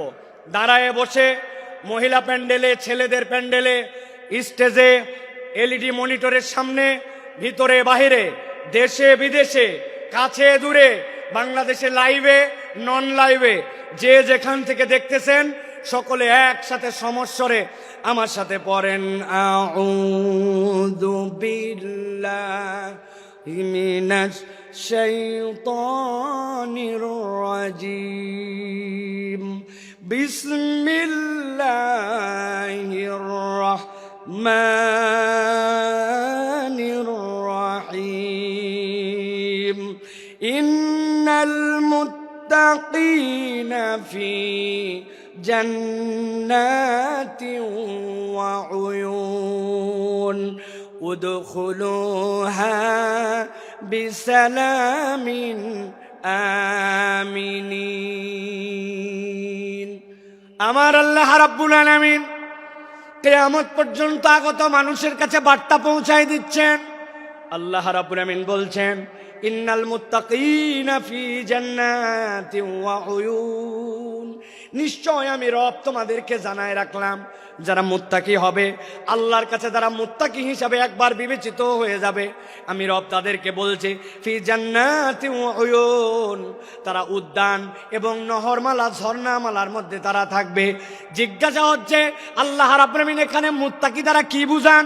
মুত্তাকির অনেক সংজ্ঞা আছে, আমি কেবলমাত্র ছোট্ট 2টা জিনিস আপনাকে সারা জীবনের জন্য মাথার মধ্যে ঢুকাই দিতে চাই। মুত্তাকি মানে কনসেপ্টের মধ্যে পরিষ্কার রাখবেন, মুত্তাকি হচ্ছে সে আল্লাহ আমাকে যা যা নিষেধ করেছেন, আল্লাহর নিষেধাজ্ঞা থেকে যখন আমি বেঁচে থাকি, আল্লাহ যা আমাকে করতে মানা করেছেন সেইটার ধারে কাছে যখন আমি যাই না, সেই পথ যখন মারাই না, বান্দা যখন এই কাজ করতে শুরু করে, আল্লাহর কাছে সে তখন মুত্তাকি হিসাবে বিবেচিত হয়। সুবহানাল্লাহ বলেন। হযরত ওমর ফারুক রাদিয়াল্লাহু তাআলা আনহু, তার কাছে সে জিজ্ঞাসা করছে খলিফাতুল মুসলিমিন, তাকওয়ার পথটা কি, মুত্তাকি কাকে বলে? ছোট্ট কথায় হযরত ওমর ফারুক বলেছেন, তুমি কি কখনো এমন গিরিপথ দিয়ে চলেছো, পাহাড়ের মাঝ দিয়ে এক পাহাড় তার এক পাহাড় যাওয়া লাগবে, আবার ওই পথটার মধ্যে অনেক কাঁটার গাছ আছে? চলেছি। ওই রাস্তায় তুমি কেমনে চলেছো আমাকে একটু দেখাও। সাহাবী ডেমনস্ট্রেশন করে দেখাচ্ছেন, খলিফাতুল মুসলিমিন আমিরুল মুমিনিন। যখন দেখেছি পাহাড়টা নিচু, আমার মাথা বেঁধে যাবে, মাথাটা নিচু দিছি। আবার যখন দেখছি উঠা লাগবে উঠছি, ডান দিকে ফিরা লাগবে ডানে ফিরছি, বাম দিকে কাত হওয়া লাগবে ফিরছি। আর আমার গায়ের মধ্যে যে কাপড়টা ছিল ওইটা যেন কোনো কাঁটার গাছের মধ্যে আটকায় না যায়, ওই জন্য কাঁটার গাছের মধ্যে আটকানোর থেকে বাঁচার জন্য কাপড়গুলা জড়ো করে করে আমি চলাফেরা করছি। হযরত ওমর ফারুক বলছেন, তুমি তো তাকওয়া বুঝেই ফেলছো। তাকওয়ার পথ তো এইটাই, হালাল হারামের সংমিশ্রণ আছে, আল্লাহর নিষেধাজ্ঞা আছে, অনেক কঠিন, কিন্তু তোমাকে যে তো বেরিয়ে যেতে হবে, তুমি বিবেচনা করে করে যখন চলো, এইটাই তোমার জন্য তাকওয়ার পথ। আল্লাহ বলছেন ওই তাকওয়ার পথে চলে যারা মুত্তাকি হবে, ইন্নাল মুত্তাকিনা ফি জান্নাতিন ওয়া উয়ুন, আমি রব্বুল আমিন তাদের জন্য জান্নাত আর তাদের জন্য ঝর্ণা রেখেছি। আল্লাহ ডাক দিয়ে বলবেন, উদখুলুহা বিসালামিন আমিনিন, ওর মধ্যে তোমরা নিরাপত্তার সাথে প্রবেশ করো। আল্লাহ মূলত বুঝাতে চান, আমার বান্দা যে একবার হবে, আমার এতাতকারী যে হবে, আমি তাকে জাহান্নামের জন্য সৃষ্টি করি নাই, আমি তাকে জান্নাত দিতে চাই। সুবহানাল্লাহ। কিন্তু বান্দা মনে মনে চিন্তা করছে, আমার তো গুনাহ খাতার কোনো শেষ নাই, আমি কেমনে বাঁচবো, আমি কেমনে এই পথকে গ্রহণ করব? আল্লাহ রাব্বুল আমিন বলছেন, বান্দা তুই ভয় পাস না, আমি তোর জন্য ঘোষণা করতেছি। রব্বুল আলামিন কোরআনুল কারীমের 5 নম্বর সূরা, সূরা মায়েদা এর 74 নম্বর আয়াতের মধ্যে বলছেন, আফালা ইয়াতুবুনা ইলাল্লাহ ওয়া ইস্তাগফিরুনাহু ওয়া ইস্তাগফিরুনাহু ওয়াল্লাহু গফুরুর রহিম। আমার আল্লাহ বলতেছেন, এই দুনিয়ার মানুষ ভালো করে বোঝো, আমি রব তোমাকে বললাম, আফালা ইয়াতুবুনা ইলাল্লাহ, তুমি কি আল্লাহর দিকে ফেরত আসবে না? ওয়াস্তাগফিরুনাহু, আর তুমি কি তোমার রবের কাছে ক্ষমা চাইবে না? এটার দ্বারা আল্লাহ কি বুঝাতে চান? তুমি যদি আল্লাহর কাছে ফেরত আসো আর যদি ক্ষমা চাও, আল্লাহ বলছেন আমি রব্বুল আমিন নিজেকে ঘোষণা দিলাম, আল্লাহু গফুরুর রহিম, রব তাকে দয়াময় ক্ষমা করার জন্য রেডি আছে। সুবহানাল্লাহ। তাহলে আমাদের কাজ রব্বুল আলামিনের কাছে ফেরত আসা। আল্লাহ অন্য আয়াতে বলতেছেন, কুল ইয়া ইবাদিয়াল্লাযীনা আসরাফু আলা আনফুসিহিম, কুল, হে নবী আপনি বলে দেন, ইয়া ইবাদিয়া, হে আমার বান্দারা, আল্লাযীনা, যারা, আসরাফু, বাড়াবাড়ি করে ফেলেছো, আলা আনফুসিহিম, নিজেদের অন্তরের উপরে, লা তাকনাতু মির রাহমাতিল্লাহ, তুই তোর রবের দয়া থেকে কখনো ভরসাহীন হয়ে যাস না। ইন্নাহু হুয়াল গফুরুর রহিম, আল্লাহ বলছেন তোর রব নিশ্চয় ক্ষমাকারী আর নিশ্চয় তোর রব রহিম। আল্লাহ এরপরে বান্দাকে বলছেন, ওয়ানিবু ইলা রাব্বিকুম ওয়া আসলিমু লাহু, আল্লাহর কাছে ফেরত আয় আর একবার বল, আল্লাহ ভুল হয়ে গেছে, এখন আমি তোমার কাছে আত্মসমর্পণ করলাম। কোন পর্যন্ত ডিউরেশন? মিন ক্বাবলি আন ইয়াতিয়াকুমুল আযাব, আযাবের দিবস তথা কিয়ামত হওয়ার আগ পর্যন্ত একবার যদি বান্দা আল্লাহর কাছে ফেরত আসে, আল্লাহ বলছেন সুম্মা লা তুনসারুন, আর একবার যদি তোর মৃত্যু চলে আসে আর কেউ সাহায্য করতে পারবে না। আল্লাহ এই আয়াতগুলা সাক্ষ্য দেয়, আল্লাহ বান্দাকে ক্ষমা করে দিতে চান। সুবহানাল্লাহ। এখন আপনাদের কাছে 2টা প্রশ্ন। 1 নম্বরে, আল্লাহ রাব্বুল আমিন ক্ষমা করে দিতে চান, আমরা কি ক্ষমা পাইতে চাই? আল্লাহকে আমাকে শোনাতে হবে না, আমাকে শোনাতে হবে না, আমরা কি ক্ষমা পেতে চাই? আল্লাহ রাব্বুল আমিন ক্ষমা করতে চান, পেতে চাই। কিন্তু দ্বিতীয় জিজ্ঞাসা হচ্ছে, আল্লাহর কাছে ক্ষমা পেতে চাই, কিন্তু এজন্য আমাদের কি কোনো প্রচেষ্টা আছে? কি সমস্যা? আস্তে আস্তে আস্তে, 1জন 2জন বলেন, আপনারা চুপ করেন সবাই, শোনা যায় না, স্পষ্ট না? আল্লাহু আকবার। আমাদের মাইকালা ভাই, আমি আপনাকে কতগুলো পরামর্শ এখান থেকে দিয়ে যাই। আগামীকালকে সামনের যে 5-7 রো দেখতে পাচ্ছি, প্রত্যেকটা বাঁশে একটা বাঁশ পরপর 2টা করে টিউবলাইট লাগাই দিবেন। আর সামনের যে বাঁশ, এই বাঁশ থেকে সামনের দিকে 4টা বাঁশ পরপর 2টা হর্ন 2টা হর্ন 2টা হর্ন, যত সাউন্ড বাইরে তাক এই জায়গাতে কালকে লাগাই দিবেন। ঠিক আছে ভাই? আজকের মধ্যে একটু কষ্ট করে শুনি ভাই, হ্যাঁ? তারপরে আমরা নেক্সট এটা ঠিক করে ফেলবো ইনশাআল্লাহ। একদম চুপ করে যান সবাই। আমি মাইকের কাছাকাছি ফোকাস রেখে কথা বলার জন্য চেষ্টা করতেছি, যাতে আপনারা একটু কথাগুলো বুঝতে পারেন। প্রিয় ভাইরা, খুব গুরুত্বপূর্ণ কথা ভাই, কেবল তো কথা শুরু। আমরা ক্ষমা পেতে চাই এবং আমরা ক্ষমার প্রচেষ্টাও আল্লাহর কাছে করতে চাই, কিন্তু কোরআন হাদিসের পদ্ধতি অনুযায়ী ক্ষমা লাভের উপায় কি এ বিষয়ে আমাদের সকলের পরিষ্কার ধারণা নাই। আমি আপনাদের কাছে বলতে চাই, কোরআন হাদিসের বক্তব্য অনুযায়ী একজন বান্দার ক্ষমা লাভের সর্বনিম্ন 5টা উপায়। জিজ্ঞাসা করব, উত্তর দিবেন শুনতে পালে। ক্ষমা লাভের সর্বনিম্ন উপায় কয়টা? হয় নাই।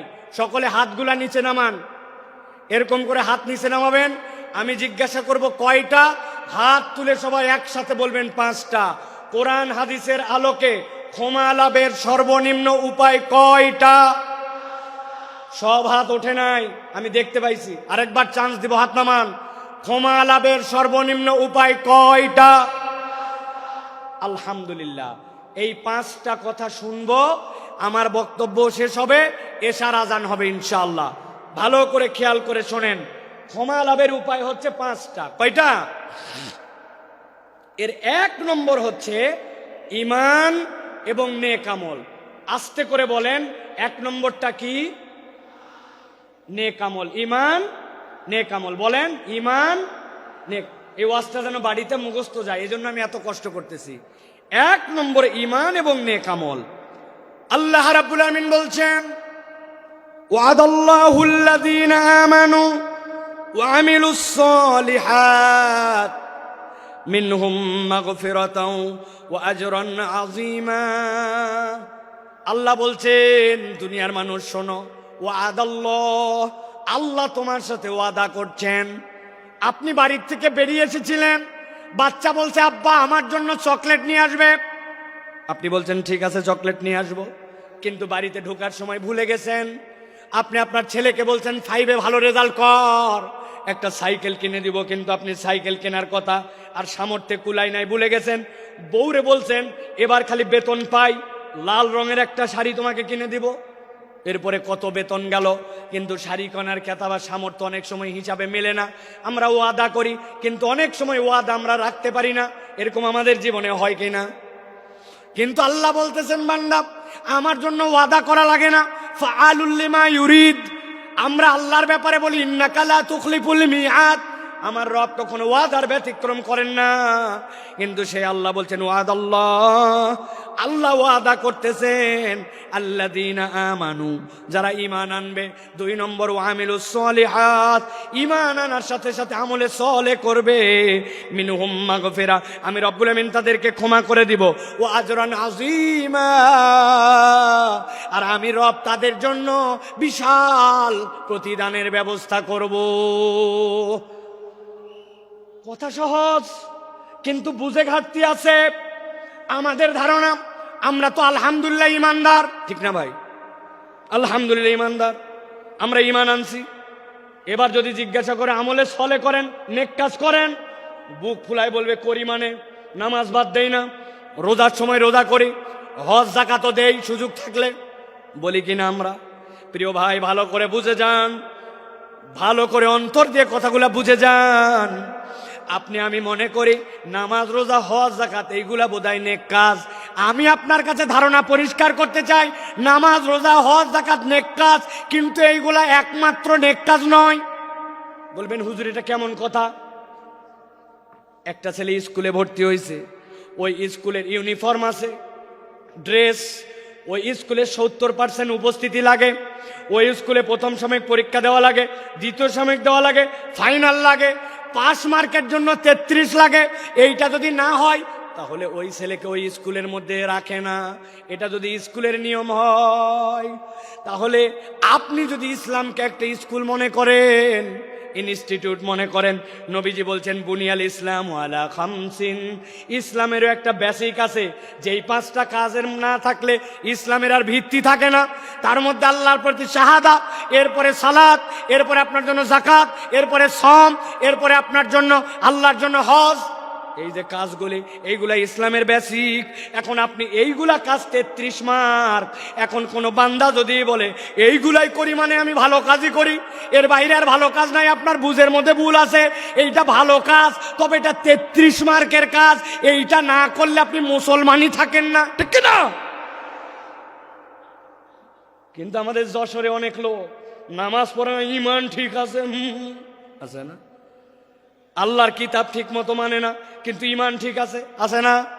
বলছে আমানতু বিল্লাহি ওয়া মালাইকাতি ওয়া কুতুবিহি, আমি আল্লাহর কিতাবের সব বিধান মানি। আল্লাহর কিতাব যা আছে তার প্রতি আমি বিশ্বাস করি, আমি আল্লাহর কিতাবকে গ্রহণ করে নিলাম। কিন্তু ওই লোককে যদি বলা হয় নামাজের ইসলাম মানলেন, রোজার ইসলাম মানলেন, কিন্তু আল্লাহর জমিনে আল্লাহর বিধান দিয়ে শাসনটা হোক, এই কথা বললে তখন বলে বক্তা দল করে, আছে না? এইরকম মুনাফিক মার্কা অনেক মুসলমান আছে। তার মানে বোঝা যায় আপনি আপনার ঈমান এখনো বোঝেন নাই। আমি আপনার কাছে জিজ্ঞাসা করব, বুঝে থাকলে বলেন তো, কোন লোক কোরআনুল কারীম নিছে, কোরআনুল কারীমের সে বলছে 15 পারা পর্যন্ত আমার মোটামুটি ক্লিয়ার, বাকি 15 পারা এখনো পড়া হয় নাই, তবে 15 পারার ব্যাপারে আমার কোনো মন্তব্য নাই, বাকিগুলো আমি দেখে শুনে সিদ্ধান্ত নিব, তাহলে সে হচ্ছে 50% মুসলমান। 50%। আরেকজন বলছে পুরা কোরআন ক্লিয়ার, খালি সূরা নাসের ব্যাপারে আমার কিছু মন্তব্য আছে, সূরা নাসটা আমি ভালো করে জেনে তারপরে আমি কোরআনুল কারীমের বাকি মানব, তাহলে সে 99% মুসলমান। কত পার্সেন্ট? 0 কোরআনের একটা অক্ষরও যদি আপনি অস্বীকার করেন, আপনি 0% মুসলমান, ঠিক না?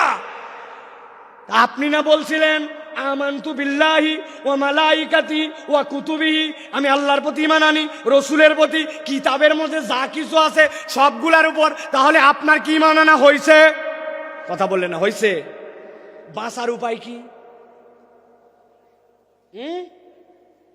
আমি একটা বাঁচার উপায় বের করছি, যদি আপনারা জানতে চান তাহলে বলে দিব, বলবো, তবে শর্ত আছে। ফিরি ফিরি বলা যাবে না, যাওয়ার আগে আমার সাথে দেখা করে 50 টাকা করে হাদিয়া দেওয়া লাগবে। রাজি আপনারা? হুজুর খুচরা টাকা নেয়, এটা গাড়ি ভাড়া খালি দিতে পারবো না, এগুলো বললে হবে না। কয় টাকা বলবো? দেখেন, পছন্দ হলে টাকা দিয়েন, না হলে দিয়েন না। এখন থেকে আমরা সিস্টেম করে আল্লাহর কাছে আগেই বলে যাব, আমরা এখন থেকে কালেমাটা একটু সিস্টেম করে বলবো, আমানতু বিল্লাহি ওয়া মালাইকাতিহি ওয়া কিছু কিছু কুতুবিহি, অথবা বলবো আমানতু বিল্লাহি ওয়া মালাইকাতিহি ওয়া যদ্দুর বুঝি তদ্দুর কুতুবিহি। এই তো ফেরেশতা যায় কবরে ধরছে, ধরার পরে বলছে আমি আগেই বলে আসছি, আমি 8 দিনের মাহফিলে বলছিলাম যদ্দুর বুঝি তদ্দুর কুতুবিহি, আন্দাজে আমাকে ধরলে হবে না, বাটাম কি একটাও মাটিতে পড়বে? এই জন্য ভালো করে বোঝেন, ইসলামের বেসিক আপনাকে মেনে নিতে হবে, ওইটা আপনার জন্য ঈমান। তাহলে আমলে সলে কি? আল্লাহ তো ক্ষমা করতে চান, আল্লাহ রাব্বুল আলামিন আমলে সলে নবীকে দিয়ে শিখিয়ে দিয়েছেন। আপনি আপনার জীবনে কিছু কিছু নেক কাজ করতে শুরু করেন। নবীজি বলছেন লিল মুমিনি আলাল মুমিনি সিত্তু খিসাল, একজন মুমিনের জন্য আরেকজন মুমিনের নিম্নতম 6টা দায়িত্ব আছে, আপনি এগুলা পালন করেন। আপনি মসজিদে ঢুকছেন, 5 মিনিট হাতে সময় আছে, অযথায় বসবো না, 2টা রাকাত তাহিয়াতুল মসজিদ পড়ি, 2টা রাকাত দুখুলুল মসজিদ পড়ি, তারপরে বসবো। 2 রাকাত সময়, 2 মিনিট সময় আছে, সুবহানাল্লাহি বিহামদিহি সুবহানাল্লাহিল আযীম পড়ি, ধান লাগাচ্ছি, আস্তাগফিরুল্লাহ আস্তাগফিরুল্লাহ আস্তাগফিরুল্লাহ। সারাদিনে নিয়ত করছি 100 বার অন্তত দরুদ শরীফ পড়ে ফেলবো। আপনি আপনার আমলগুলা যখন এরকম করে বাড়াতে শুরু করবেন, দেখা হলে সবার আগে সালাম দিব, মানুষকে মসজিদে নেওয়ার জন্য চেষ্টা করব। অনেক মুরব্বী আছে, এই কথা আমি বহু জায়গায় বলছি, আপনার কারণে মসজিদে বাচ্চা কাচ্চা মুসল্লি আসে না। আপনারা মুরব্বীরা রাগ করেন না, আমি কিন্তু আমার সবচেয়ে বাংলাদেশের সিনিয়র মুরব্বী ভাই, ওই ভাইয়ের দাওয়াতে কিন্তু এখানে আসছি, ভাই বলি যদিও উনি আমার অনেক সিনিয়র। ভালো করে বোঝেন, মুরব্বীদের কারণে অনেক মুসল্লিরা আসে না। বাচ্চা কাচ্চা মসজিদে আসে একটু হাসাহাসি করে না ভাই? একটু কথাবার্তা বলছে, মুরব্বীর গেছে একবারে মাথা গরম হইয়া চিন্তা করছে কোন বেটায় এত বড় হাসলো, আমি তাকে দেখাবো। উনি শেষ বৈঠকে বসে আছে, এখন আত্তাহিয়াতু পড়তেছে, আত্তাহিয়াতু লিল্লাহি ওয়া সাল্লাম। কার বেটা এরকম করলে ওরে দেখি তো, আল্লাহুম্মা সাল্লি আলা মুহাম্মদ, মনে হয় এটা হচ্ছে আকবরের বেটা হতে পারে। এরপরে আল্লাহুম্মা ইন্নী যালামতু নাফসি পড়তেছে, আর চিন্তা করছে যে ইমাম সাহেব এত লম্বা দোয়া পড়তেছে, বেয়াদবগুলা হাসাহাসি বন্ধ করে না। উনি এই সকল ভাবতেছে আর চিন্তা করছে, খালি নামাজ শেষ হক্ত দেখাচ্ছি। আসসালামু আলাইকুম ওয়া রাহমাতুল্লাহ, আসসালামু আলাইকুম ওয়া রাহমাতুল্লাহ। আছে না এমন ঝাঁকি মারছে, ওই বাচ্চা মসজিদ থেকে বাড়াইছে, ওই বাচ্চার মসজিদে আসে না, ঠিক কিনা? এই মুরব্বী যারা আছেন, কার কার পকেটে চকলেট আছে বার করেন। কার পকেটে আছে দেখি একটু। বলে হুজুর চকলেট কেন লাগবে? আপনি ওই বাচ্চাকে ডাক দিয়ে বলছেন, দাদু হাসে না মসজিদের মধ্যে, আয় এদিকায়, এই চকলেটটা নিয়ে পরের ওয়াক্ততে কিন্তু হাসবি না দাদু, কিন্তু মসজিদে কিন্তু আসবি। পরের ওয়াক্তে আবার দেখা হয়েছে, হাসে নাই, দেখছেন, পাশে নিয়ে দাঁড় করে আরেকটা চকলেট বের করে দিয়েছেন। এক ছেলে কয়দিন চকলেট খায় পছন্দ করবে না? 2 দিন পরে 5 টাকার একটা কয়েন বের করে হাতে দিয়ে বলছেন, দাদু একটা বিস্কুট কিনে খাস, তুই তো চমৎকার করে নামাজ পড়িস। আপনি ওই বাচ্চাটাকে নামাজে উৎসাহ দিয়েছেন, হঠাৎ করে একদিন আপনার মৃত্যুর ডাক এসে গেছে, কবরে চলে গেছেন। কিন্তু যেই বাচ্চাকে চকলেট দিয়ে আদর করে মসজিদ থেকে বের করেন নাই, মসজিদমুখী করছেন, 5 টাকার কয়েন দিয়া ওই ব্যক্তিকে আদর যত্ন করে মসজিদের মুসল্লি বানায় দিয়ে গেছেন আপনি কবরে। কিন্তু আপনার 20-25 টাকার ইনভেস্টমেন্ট, ওই বাচ্চা যতবার সিজদা দেয় আপনার আমল নামায় সওয়াব উঠে যায়। এর নাম আমলে সলে। আপনাকে টেকনিক করে আল্লাহর দিকে আগাতে হবে। আল্লাহ বলছেন, আমার বান্দা যদি আমানু আমিলুস সলিহাত মিনহুম মাগফিরা ওয়া আজরান আযীমা, আমার বান্দাকে আমি রব কেবল ক্ষমাই করব না, আমি বিশাল পুরস্কার দিয়ে দিব ঈমানের সাথে। এই জন্য আমলে সলে লাগবে। সাথে সাথে হাদিসের গবেষণায় বোঝা যায়, কোন ব্যক্তি যদি আল্লাহ রাব্বুল আলামিনের কাছে গুনাহ মাফের উদ্দেশ্যে একবার ইস্তেগফার করে, রব্বুল আলামিন তাকে আরো 3টা নিয়ামত দেন। 1 নম্বরে রব্বুল আলামিন ওই বান্দার কঠিন অবস্থা থেকে উদ্ধার করে দেন। 2 নম্বরে তার দুশ্চিন্তা দূর করে দেন। 3 নম্বরে তার রিজিকের পেরেশানি আল্লাহ তুলে দেন। সুবহানাল্লাহ। তাহলে ক্ষমা লাভের উপায় কয়টা? ভুলে গেছেন কয়টা? 5টা। 1 নম্বর গেল, এবার চলেন 2 নম্বর। 2 নম্বর হচ্ছে আল্লাহর কাছে ক্ষমা চাওয়া। বান্দা যদি ক্ষমা পেতে চায়, আল্লাহর কাছে তাকে ক্ষমা চাইতে হবে। আল্লাহ রাব্বুল আমিন বলছেন, وَمَن يَعْمَلْ سُوءًا أَوْ يَظْلِمْ نَفْسَهُ ثُمَّ يَسْتَغْفِرِ اللَّهَ يَجِدِ اللَّهَ غَفُورًا رَحِيمًا। আমার আল্লাহ বলছেন, বান্দা ভালো করে বুঝো, ওয়ামাই আমাল, তোমাদের মধ্যে যে করে ফেলে সুআন, কোন গুনাহ, আও ইয়াজলিম নাফসাহু, অথবা নিজের উপরে সে জুলুম করে ফেলছে, সুম্মা ইস্তাগফিরিল্লাহ, 1 মুহূর্ত দেরি করে নাই, তার রবের কাছে সে ইস্তেগফার করেছে। আল্লাহ বলছেন, কেউ যদি আল্লাহর কাছে ইস্তেগফার করে, ইয়াজিদিল্লাহ গফুর রাহিমা, আল্লাহর কাছে ইস্তেগফার করলে আল্লাহকে সে দয়াময় ক্ষমাশীল হিসাবে পাবে। সুবহানাল্লাহ। আল্লাহ চান আমার বান্দা আমার কাছে মাপ চাক, কিন্তু ওই মাপ চাওয়াটা যেন মাথা খাটানো মাপ চাওয়া হয়, ওই মাপ চাওয়াটা যেন ঠোঁটের মাপ চাওয়া না হয়, ওই মাপ চাওয়াটা যেন স্বয়ং বেয়াদবি না হয়। অনেক সময় বাচ্চা কাচ্চাকে বাপ মা কারোর সাথে বেয়াদবি করলে বলে, বল সরি, বল সরি, বল। ওই বাচ্চা এমন ভাবে সরি বলে, সরি বলাটাও একটা বেয়াদবি, সরি এমন ভাবে বলছে। তো আমরাও অনেক সময় আল্লাহর কাছে বেয়াদবের মতো মাপ চাই। আপনারা বুঝতে পারেন নাই আমার কথা, জন্য এই কথাটার সাথে সাড়া দেন নাই। আমরা আল্লাহর কাছে অনেক সময় বেয়াদবের মতো মাপ চাই। ঠিক বলছেন যারা বোঝেন নাই। এক্সাম্পল দিয়ে বুঝাই।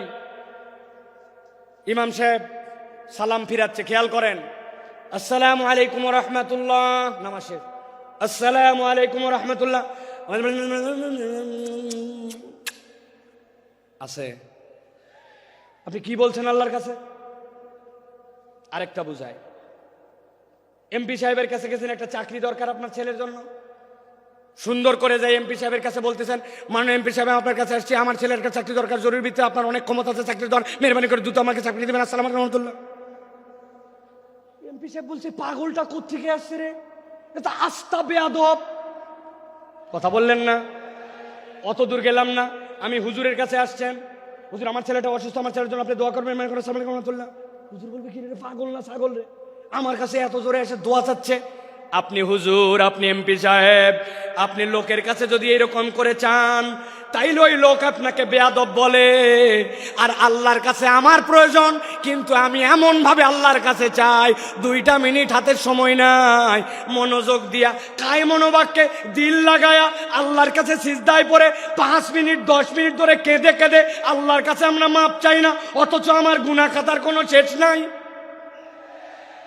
আপনাদের অবস্থা জানি না, আজকে সকাল থেকে আমার গুনাহ যদি আমার কপাল দিয়ে লেখা হতো নিয়ন সাইনের মতো, স্টেজে উঠতে দিত না।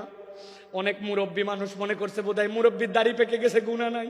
একটা মহিলা তার সামনে দিয়ে চলে গেছে, অন্তরের মধ্যে এমন কথা উদয় হইছে, ওইটা যদি বাহিরের মানুষ জানতো, দাড়িওয়ালার আর ইজ্জত থাকতো না। জানা গুনাহ, অজানা গুনাহ, ভুলে যাওয়া গুনাহ, আমার আপনার আমল নামায় গুনার কোনো শেষ নাই।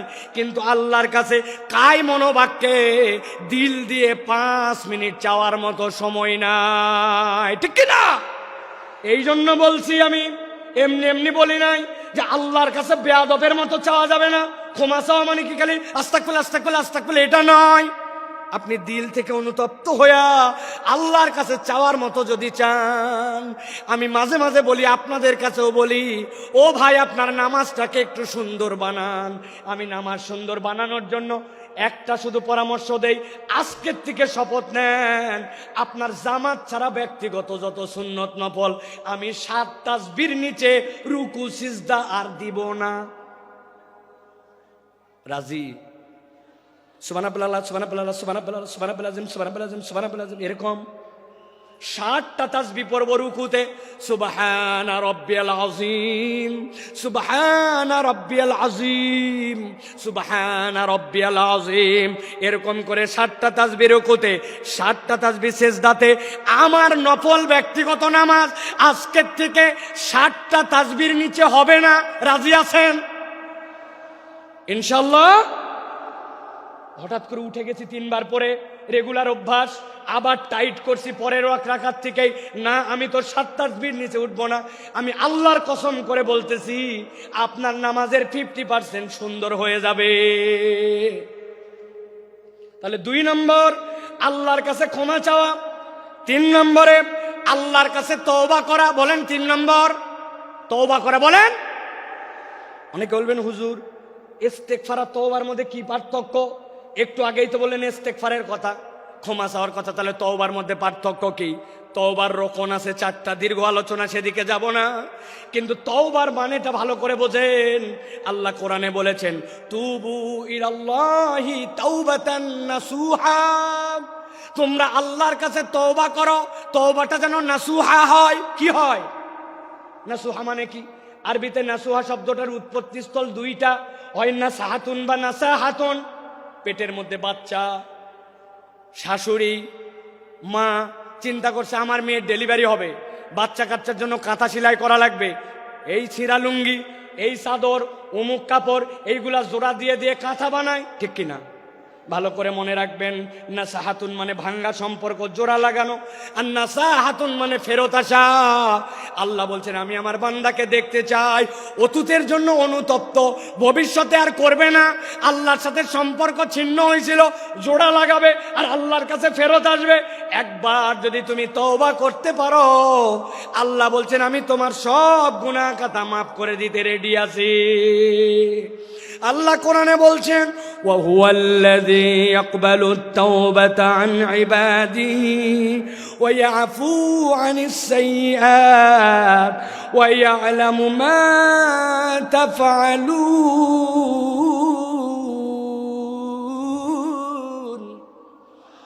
আমার আল্লাহ বলছেন ওয়া হুয়াল্লাযী ইয়াকবালুত তাওবা, তিনি তো সেই রব যিনি তওবা কবুল করেন আন ইবাদিহি, তার না বান্দা এগুলা। আল্লাহ বলছেন ওই আফু আনিস সাইয়্যাত, আর তিনি তো তার দোষ ত্রুটিগুলা ক্ষমা করে দেন।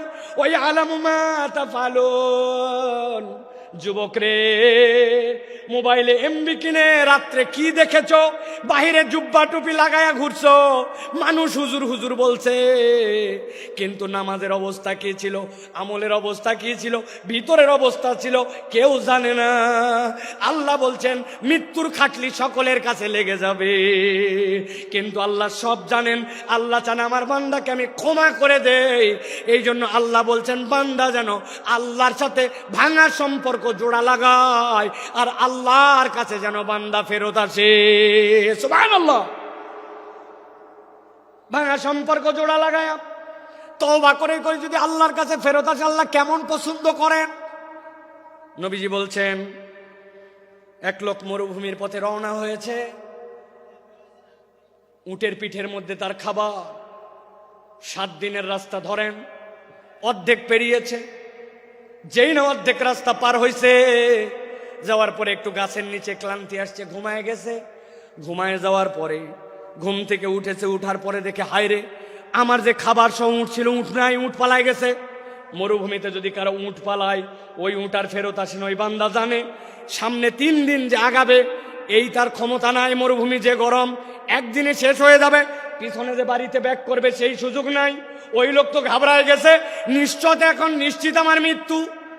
মৃত্যুর চিন্তায় ওই লোক আবার ঘুমায় গেছে। আল্লাহর নবী বলছেন এরপরে হঠাৎ করে সে উঠেছে, উঠার পরে দেখে উটটা আবার তার সামনে এসে হাজির হয়ে গেছে। ওই উট আর পালায় যায় নাই, খাদ্য নিয়ে তার সামনে দাঁড়ায়া উত্তেজিত হয়ে সে বলছে, আয় আল্লাহ, আপনি আমার গোলাম আর আমি আপনার মাবুদ। যদিও কথাটা হাকিকি না, কিন্তু আনন্দে উত্তেজিত হয়ে বলছে। আসলে বলার কথা আল্লাহ আপনি আমার মাবুদ আর আমি গোলাম, কিন্তু উত্তেজনায় কথা ঘুরে গেছে।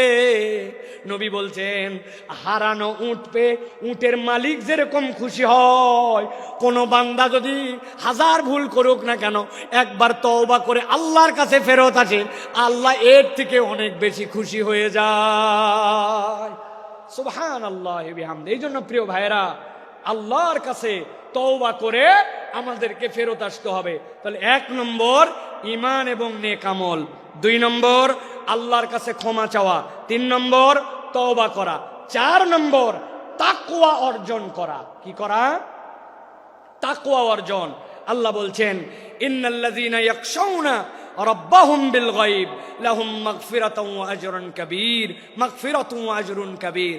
আল্লাহ বলছেন যারা আল্লাহকে ভয় করে, আল্লাহকে ভয় করে চলে, আল্লাহ ভয় করাটাই অটোমেটিক রব্বুল আলামিন বলছেন তার ক্ষমা প্রাপ্তির কারণ হয়। সুবহানাল্লাহ। আমরা বাংলাদেশ নিয়ে স্বপ্ন দেখি, বাংলাদেশ সোনার বাংলাদেশ হবে, বাংলাদেশ দুর্নীতিমুক্ত বাংলাদেশ হবে। এর জন্য দুর্নীতি দমন কমিশন, এর জন্য সিসিটিভি, এর জন্য অনেক কিছু আমরা আয়োজন দেখলাম। কিন্তু জিজ্ঞাসা করতে চাই, এত আয়োজন করেও বাংলাদেশকে কি দুর্নীতি মুক্ত করা গেছে? দুর্নীতি মুক্ত তো হয় নাই, আরো দুর্নীতি বেড়েছে। আমি মজা করে বলি, দুর্নীতি দমন কমিশন একটা স্টেপ নিয়েছে, দুর্নীতিকে না বলুন। এই জন্য প্রত্যেক জেলা শহরে, প্রত্যেক ডিসি অফিসে সেমিনার হবে, বিভিন্ন জায়গায় ফেস্টুন লাগানো হবে, স্টিকার মারা হবে, দুর্নীতিকে না বলুন। এর জন্য বাজেট হয়েছে ধরেন 10 কোটি টাকা। আল্লাহর কি কাম, এই 10 কোটি টাকার 8.5 কোটি টাকা দুর্নীতি হয়েছে। আপনি না দুর্নীতিকে না বলবেন বলছেন, কিন্তু কোথায় দুর্নীতি দূর করতে পারলেন? সিসি ক্যামেরা লাগাইছেন, দুর্নীতি যায় নাই। আমি পাসপোর্ট অফিসে গেছিলাম, আমার পাসপোর্টের 6 মাসের নিচে মেয়াদ শেষ, অনেক আগের কথা। পাসপোর্টটা রিনিউ করতে হবে। পাসপোর্টে যাওয়া, অফিসে যাওয়ার আগে আমাকে লোকজন বলছে প্রস্তুতি নিয়ে যায়েন। আমি চিন্তা করছি প্রস্তুতি মানে বোধহয় কলম কাগজ, তাই তো নাকি? জি না, প্রস্তুতি মানে মাল পানি, ঠিক কিনা? আমি এইগুলা নিয়ে গেছি। যাওয়ার পরে এখন পাসপোর্ট অফিসের দোতলায় আমাকে খালি ঘুরায়, অনেক ঘুরাইয়া ঘুরাইয়া ঘুরাইয়া, টাকাও নেয় না, কাজও করে না, কি জ্বালা। অনেকক্ষণ পরে বলছে নিচে চলেন। দোতলার থেকে যখন আমাকে নিচে নিয়ে আসছে, নিচে আনার সময় একটা সিঁড়ি, মধ্যে একটা ল্যান্ডিং, এরপর আরেকটা সিঁড়ি। তো 1 ধাপ সিঁড়ি পার করে মধ্যে যে জায়গা, ওই জায়গায় দাঁড় করায় বলছে টাকা ছাড়েন। আমি বললাম, ভাই তোমাকে এই টাকা দেওয়ার জন্য তো বহুতক্ষণ ধরে আমি ঘুরি, তুমি এতক্ষণ ঘুরাই এই জায়গায় এনে কেন টাকা চাও? বলে হুজুর তাহলে শোনেন, এই বিল্ডিংটি পুরাটা সিসি ক্যামেরা নিয়ন্ত্রিত, আমরা মনিটরে চেক করে দেখছি পুরা বিল্ডিং এর সব জায়গাটা ভিডিওতে আসে, খালি এই জায়গাটা ধরে না। তো যেই জায়গাটা ধরে না ওই জায়গায় উনি টাকা খায়। তাহলে দুর্নীতি দূর করতে চান আর দেশকে সোনার বাংলা বানাতে চান, কখনো এটা সম্ভব নয় যদি না মানুষের দিলকে আল্লাহর ভয়ে ভীত করে একটা উন্নত চরিত্রের প্রজন্ম তৈরি করা না যায়, শিক্ষা সংস্কার করা যদি না যায়, এই প্রজন্মকে কখনো মানুষের মতো মানুষ এই বাংলাদেশকে সোনার বাংলাদেশ বানানো সম্ভব নয়। কিন্তু আমরা দেখেছি আমাদের শিক্ষা ব্যবস্থায় গাফলতি, নানান জায়গায় গাফলতি। এইগুলা আসলে কার কাছে আমরা বলবো আর কে যেন কথা শুনবে, এইরকম একটা অবস্থা হয়ে যাচ্ছে। এই জন্য আমরা স্পষ্ট কণ্ঠে বলতে চাই, বাংলাদেশকে যারা সোনার বাংলাদেশ বানাতে চান, আপনাদেরকে কোরআন হাদিসের শিক্ষায় এই জনগোষ্ঠীকে শিক্ষিত করতে হবে, এর কোনো বিকল্প নাই, ঠিক কিনা? আল্লাহ রাব্বুল আলামিন সর্বশেষ বলছেন 5 নম্বরে তোমাদের জন্য যারা ক্ষমা পেতে চাও, তোমাদের উপায়টা হচ্ছে 5 নম্বরে। 1 নম্বর ঈমান ও নেক আমল, 2 নম্বর আল্লাহর কাছে ক্ষমা চাওয়া, 3 নম্বর তওবা, 4 নম্বর তাকওয়া অর্জন, 5 নম্বর আল্লাহর জন্য দান খয়রাত করা। কি করা বলেন না, কি করা? আমরা কৃপণের কৃপণ হয়ে গেছি, আমাদের হাত খোলে না। আপনাদের এলাকায় খবর নিয়ে দেখবেন, মসজিদে আপনাদের জুমার দিনে মুসল্লি 200 জন, প্রত্যেকটা মুসল্লি যদি 20 টাকা করে দেয়, মসজিদে 4000 টাকা হয়। 4 জুমা মিলাইয়া মসজিদে একটা ভালো ফান্ডিং হয়ে যায় 20,000 টাকার। মসজিদ কারো দিকে তাকাতে হয় না। কিন্তু আমাদের মুসল্লিদের অবস্থা এমন, মসজিদে সেরা টাকা দেয়, 1 টাকা পকেটের থেকে বের হয় না। আপনি যদি ক্ষমা পেতে চান, আপনাকে দান খয়রাত করতে হবে। দান খয়রাত না করলে ক্ষমা পাওয়া যায় না। দান খয়রাত ক্ষমা প্রাপ্তির মাধ্যম। আমি ছোট্ট 2টা হাদিস বলে শেষ করে দিব। এক মহিলা নবীজির কাছে আসলো, আসার পরে নবীজির জন্য একটা বুর্দা নিয়ে আসলো। বুর্দা মানে এমন একটা চাদর, পাশ দিয়ে ঝালর লাগানো। মহিলাটা ইয়ামেন থেকে সেই চাদর নিয়ে আসছে। সাহাবীরা বলছে, নবী সাল্লাল্লাহু আলাইহি ওয়াসাল্লামের কাছে আসে যখন বলল, হাযা হাদিয়াতুল লাকা ইয়া রাসূলুল্লাহ, নবীজি এমন ভাবে হাত পেতে ওইটা নিলেন যেন কতই না তার প্রয়োজন। সম্মান জানায় নবীজি নিলেন। নেওয়ার পরে নবীজি গায়ে দিলেন। সাহাবায়ে কেরাম বলছেন, নবীজির গায়ে এত সুন্দর লাগছিল, এত সুন্দর ড্রেসে আমরা নবীকে খুব কমই দেখেছি। হঠাৎ করে একজন সাহাবী বলে, ইয়া রাসূলুল্লাহ, আপনার চাদরটা আমাকে দেন। নবীজির সাথে সাথে উঠে বাড়ির মধ্যে চলে গেলেন। সাহাবীরা বুঝলেন নবীজি পুরাতন চাদর পরে নতুন চাদরটা ওই সাহাবীকে দিয়ে দিবেন। সাহাবায়ে কেরাম ওই সাহাবীকে বললেন, তুমি এই কাজ করলে কেন? নবীজি দেখলেন না কত সুন্দর লাগতেছিল, কত আগ্রহ করে নিলেন, তুমি কেন এখনই চাইলে? ওই সাহাবী বলতেছেন, ও আমার সাহাবীরা, চাদরের যে খুব বেশি আমার দরকার তাও না, কিন্তু আমি চেয়েছি নবীজি চাদরটা গায়ে দিয়েছেন, আর কেউ গায়ে দেয় নাই, ওই চাদরটা দিয়ে যেন আমার দাফন কাফন হয়, এই জন্য আমি চাদরটা চাইছি। ঠিক ঠিক নবীজি বাড়ির থেকে বের হয়েছে, তার হাতে চাদরটা তুলে দিলেন।